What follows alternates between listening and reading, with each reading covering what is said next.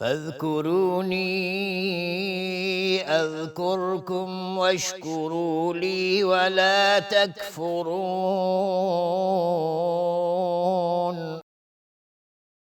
پس به یاد من باشید تا به یاد شما باشم و شکر مرا گویید و کفران نکنید. بسم الله الرحمن الرحیم. الحمد لله رب العالمین والصلاة والسلام على سید المرسلین سیدنا و نبینا محمد و علی آله و صحبه اجمعین. با عرض سلام و درود خدمت همه شما بینندگان عزیز و محترم در برنامه نیایش و ستایش، باز هم در سایه چند آیه از آیات کلام الهی لحظاتی رو میخوایم سپری کنیم تا باز هم برامون مفاهیم بیشتری و بهتری روشن بشه. از این واژه و از این کلیدواژه قرآنی، کلیدواژه‌ای که در قالب ذکر و دعا در فعالیت‌های دینی خودمون داریم و در فارسی هم بهش میگیم نیایش و ستایش. عباداتمون کلاً جمعی هست یا برگرفته‌ای هست از این دو کلیدواژه، یا نیایش هست یا ستایش پروردگار متعال است، یا ستایش مقام و ذات و صفات رب ذوالجلال هست، یا نیایش به درگاه او هست و وابستگی ما، اظهار وابستگی و نیازمندی ما به اون خالق یکتا هست. ولی گفتیم که عبادت ما فقط در خلاصه در عبادت محضی که در یا مطلقی که در موقعیت معین زمانی و مکانی ادا میشه خلاصه نمیشه. فقط عبادت در نماز نیست و فقط عبادت در حج و مناسک مشابه با اونها نیست و فقط عبادت در اذکار معینی نیست که در نماز و یا در حج و امثال اون ادا میشه و نه هم ستایش و حمد ما در اون الفاظ مختصر میشه. زندگی ما تمامش باید عجینی از این دو مطلب باشه. در هر حرکتی، در هر فعالیتی، در هر عمل کردی، در هر نگاهی و در هر نفسی که میکشیم باید با این دو مفهوم نفس کشیدن ما و حیات ما عجین باشه. وجود این عنصر اساسی و بنیادین در تشکیلات رفتاری و پنداری و گفتاری ما در زندگی مهمترین نقش در مسیر درست و صراط مستقیم رو ایفا میکنه. وجود این عنصر هست که جهت میده، خلوص ما میده، صلاح و درستی رو ما تلقین میکنه و به همین صورت صحت و سلامتی رو در رفتار، سلوک، گفتار و کردار ما ایجاد میکنه. به هر اندازه ما از این دو مفهوم غافل باشیم، به هر اندازه ما از این دو مفهوم دور باشیم و جدا باشیم، به هر اندازه ما مقتضیات این دو مفهوم رو ندونیم، به همون اندازه ضرر خواهیم کرد، به همون اندازه در زیان و خسارت خواهیم بود، به همون اندازه بهره کمتری رو از خزینه الله متعال یا خزائن رب ذوالجلال خواهیم گرفت. رابطه ما با الله متعال، ارتباط ما و به همین صورت وابستگی و دلبستگی ما به رب ذوالجلال در قالب نیایش و ستایش شکل میگیره. آیاتی که در این برنامه مد نظرمون هست آیاتی از سوره نوح است. سوره نوح یکی از تک سوره هایی هست که فقط یک داستان رو در بر داره، مثل سوره یوسف فقط یک داستان است از ابتدا تا انتها، اگرچه در ضمن اون مطالب بسیار زیادی وجود داره ولی در مجموع محور موضوعی سر یک موضوع هست. سوره نوح هم تقریبا با اختصاری که داره آیاتش کم از 28 آیه هست و سوره یوسف 6 برابر این سوره آیات داره، 10 تا آیه هست تقریبا، ولی ساختار این دو سوره با هم دیگه بسیار شبیه است، یعنی یک موضوع رو در بر داره. سوره نوح رسالت نوح رو مختصرا از ابتدا تا انتها میاره، اگرچه مهمترین بخشی که در اوج حل مشکلات بود که بحث غرق شدن قوم باشه در این سوره نیست، ولی خب در کل اون چی که این سوره رو برامون زیاد برجسته میکنه دو موضوع هست. بخش اول سعی و تلاش پیگیر و مستمر یک دعوتگر است که میگه که رب انی دعوت قومی لیلا و نهارا فلم یزدهم دعایی الا فرارا. پروردگارا من قوم خودم رو شب و روز دعوت دادم، یعنی هیچ فرصتی رو رها نکردم مگر اینکه بهشون تذکر دادم، گفتم ولی هر چی میگفتم غیر از این که از من فرار بکنن، دور بشن، چیز دیگه رو نتیجه نگرفتم. و اینی کل ما دعوتهم لتغفر لهم جعلوا اصابعهم فی آذانهم و استغشوا ثیابهم و اصروا استکبارا. هرگاه من اینا رو خواستم دعوت بدم، اینها انگشت در گوش کردن و سر در لباس کردن، یعنی در هیچ عنوان حاضر به شنیدن حقیقت نشدن. آشکار گفتم، پنهان گفتم، دعوتهم جهارا اعلنت لهم اسرارا اعلنت لهم و اسررت لهم اسرارا. به هر نحوی وارد شدم هیچ سودی نبرد. در خاتمه میاد دعا و نیایش نوح در از آیات 22 تا 28 که در واقع نفرین هست و تنها موردی که در قرآن کریم مشاهده میشه بحث نفرین اینجا هست.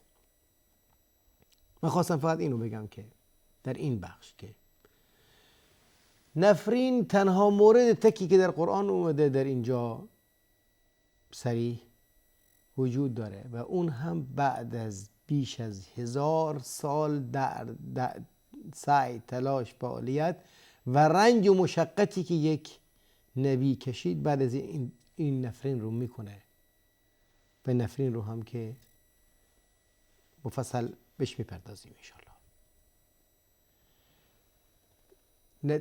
اون چی که خواستم در اینجا بهتون بگم که نفرین کردن در واقع جزو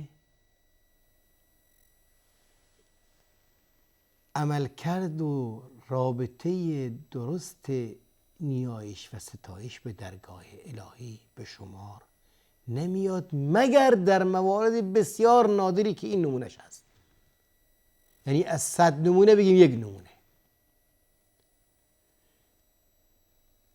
پیامبر صلی الله علیه و سلم با تمام فشار و سختی و اذیت و آزاری که براشون قومشون ایجاد کردن، براشون هیچگاه نفرین نکردن و میشه میگفتن پروردگارا قوم من رو هدایت بده که اونها نمیفهمند، فانهم لا یعلمون. خیرخواهی برای مردم در هر موقعیتی باشن، حتی اگر ستمگرم باشن، یکی از مهمترین نکته‌ای هست که انسان باید در نظر بگیره. متاسفانه سری ما نفرین میکنیم بر خود، بر فرزند، بر اطرافیان. این رفتار درستی در ضمن دعا و نیایش نیست. پیامبر صلی الله علیه و سلم میگن که من لعان نیستم، لعنم در واقع نفرین هست. و در سیرت نبوی ما اثری از این مطلب رو مشاهده نمی کنیم، برعکس خیلی از مکاتب فکری که فقط لعن و طعن کردن براشون حائز اهمیت است، حتی به نسل‌های ما قبل. در نتیجه تا جایی که میتونید پرهیز کنید از اینکه لعن و طعن کنید و نفرین کنید بیش کسی. همیشه بگید رب اغفر ورحم و انت خیر الراحمین. رب اغفر ورحم و انت خیر الراحمین. در نفرینی که در اینجا وجود داره، قبل از اینکه این نفرین مطرح بشه، سختی ها و سبب هایی که پشت این نفرین هست رو میاره تا اینکه هیچ احدی، نه دعوتگری، نه اصلاحگری، نه پدری، نه مادری در این باب عجله نکنه.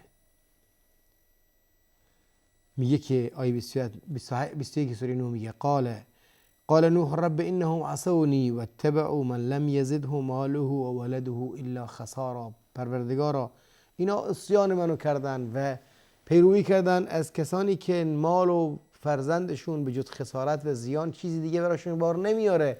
با چشم خودشون میبینن که نتیجه مال و امکانات مالی این طیف چقدر سوء و بد هست، باز هم پیروی همونا رو میکنن، باز هم همونا رو به عنوان الگوی خودشون در نظر گرفتن. و مکروا مکرا کبارا، و اومدن توطئه کردن توطئه‌های بسیار زیادی بر علیه من، بر علیه کار و دعوت و حقیقت. و قالوا لا تذرن آلهتكم ولا تذرن ودا ولا سواعا ولا یغوث و یعوق و نسرا. و با تأکید گفتن که این معابد خودتون رو ول نکنید، بت‌ها رو ول نکنید، رها نکنید، اینا رو تعظیمشون کنید. تک تک اسماشون رو بردن، ود و سواع و یغوث و یعوق و نسر. همه اینها نمونه هایی از نماد این انسان های صالحی بودن که از اقوام ما قبل مونده بودن، تا اینکه اینا فکر میکردن که اینها در محضر پروردگار متعال مقام نفوذی دارن، میتونن نفوذ کنن در حکم الهی، در حکم الهی، در حاکمیت الهی، در نظام الهی. در نتیجه ما به اونا متوسل بشیم تا اینکه به هدف خودمون برسیم. تصور غلطی که متاسفانه در ضمن مفهوم توسل در بین خیلی از اقوام و ملیت ها و فرقه ها وجود داره. راه های مختلفی رو انتخاب کردن تا اینکه صد راه بشن از دعوت حق توحید. در این میان وقد اضلوا کثیرا، اینا خیلی گمراه کردن. یعنی هیچ راهی دیگه، یعنی راه ها کلا به بنبست برخورد کرده. در نهایت ولا تزد الظالمین الا ضلالا، اینا دیگه غیر از گمراهی مستحق چیز دیگه نیستند. در ادامه گفتار حضرت نوح میاد، میگه و قال نوح رب لا تذر علی الارض من الکافرین دیارا. پروردگار از این آدمای ستمگر کافر ناباوری که هیچ حقیقتی رو حاضر نیستن بپذیرن و بر شرک و بر انحراف خودشون اصرار دارن، توطئه های مختلفی رو میکنن و کلا به هیچ عنوان حاضر نیستن که حقیقت رو درک کنن و بپذیرن. پروردگار از اینها کسی رو، احدی رو در این جهان یا در این زمین دیاری رو رها نکن. اینا مستحق هلاکت هستن. اینا دیگر راهی، حلی، علاجی براشون وجود نداره. انک ان تذرهم، اگر اینا رو رها کردی، یضل عبادک، اینها ویران کن و به همین صورت جامعه رو هم به فساد و انحراف میکشونن. یعنی گمراه کنندگی در اینها با تمام وسایل وسیع و گسترده وجود داره. از هر وسیله‌ای برای گمراه کردن مردم، برای شبهه ایجاد کردن، برای درگیری پدید آوردن، برای فساد ایجاد کردن استفاده میکنن. ولا یلدوا الا فاجرا کفارا، و فرزندانشون و نسلای بعدشون هم مگر غیر از انسانای فاجر و ناباور و کافر چیز دیگه ای نیستن. یعنی اینا هم جامعه رو پیشگیری میکنن از این که جلوگیری میکنن از این که به رشدش برسه یا به سمت رشد سوق پیدا بکنه، هم دعوت توحیدی رو مانع میشن که بتونه وسعت و پهنه بیشتری رو در بر بگیره، و هم نسل خودشون رو هم به تباهی میکشونن و از اینا هیچ خیری وجود نداره. یه عده کمی ایمان آورده بودن ولی متاسفانه اکثر قوم بر ناباوری و شرک اصرار داشتن. خب در این میان میگه که انک ان تذرهم یضلوا عبادک ولا یلدوا الا فاجرا کفارا. وقتی که به این مرحله از موضوع رسیده کلا هیچ امیدی از خیر از این قوم وجود نداره، نه جلوی از اینها امیدی هست که اینها خیری رو در کسی ببینن یعنی حتی تحملشو بکنن، و نه هم از نسل بعدی اینها خیری توقع هست. در نتیجه اینها صلاحیت وجود و بقا بر زمین رو ندارن و اینجا نفرین میشه که لا تذر علی الارض من الکافرین دیارا. ولی باز هم با وجود این نفرینی که عادت نوح میکنه، باز هم در انتها باز دعایی داره، میگه رب اغفر لی ولوالدی ولمن دخل بیتی مؤمنا وللمؤمنین والمؤمنات ولا تزد الظالمین الا تبارا. رب اغفر لی ولوالدی، پروردگارا بیامرز من رو و پدر و مادرم رو و به هر کسی که به خانه من وارد شد در حال ایمان، و برای مؤمنین و مؤمنات و آدمای ستمگر رو هم به عنوان به جز تباهی چیز دیگه بهشون نده. این دعای دائم رو میشه داشته باشیم در شرایط سخت و دشواری که همه اسباب به جلومون بسته هست. بگین رب اغفر لی ولوالدی ولمن دخل بیتی مؤمنا وللمؤمنین والمؤمنات. رب اغفر لی ولوالدی ولمن دخل بیتی مؤمنا وللمؤمنین والمؤمنات. الله همه ما رو زیر چتر مغفرت خودش به سر منزل مقصود که سعادت و خوشبختی در آخرت هست برسونه. السلام علیکم و رحمت الله و برکاته.